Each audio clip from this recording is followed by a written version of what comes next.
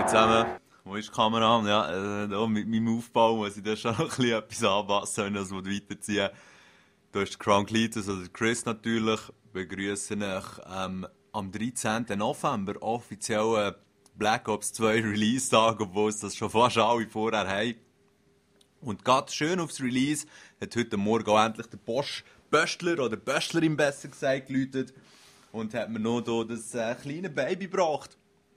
Und ich weiss schon, dass es schlussendlich nur wird Staub fangen im Regal. Aber Orange ist auch eine meiner Lieblingsfarben. Und das ganze Design finde ich einfach schon hure geil.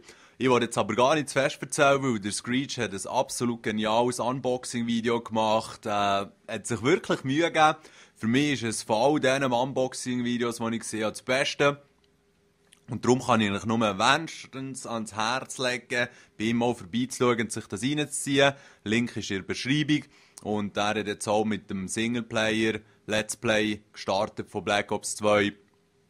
Darum lohnt es sich absolut, dort vorbeizuschauen.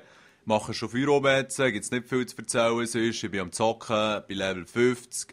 Wollte heute vielleicht noch in die Prestige kommen. I don't know.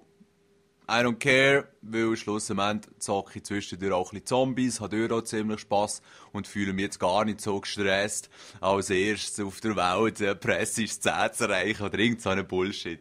Ja. Hoffe, ihr habt auch Spass mit dem Game. Und die nur drüber fluchen,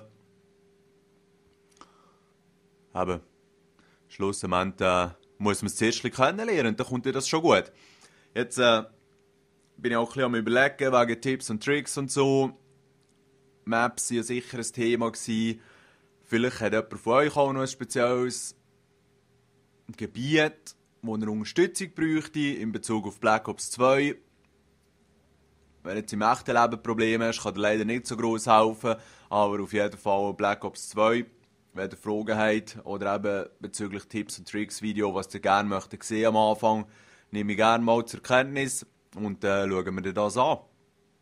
Ich wünsche euch einen schönen Tag, man sieht sich hoffentlich online, man sieht hoffentlich mehr auch unter dem Mikrofon oder was auch immer und muss jetzt Feierabend machen. Ciao zusammen.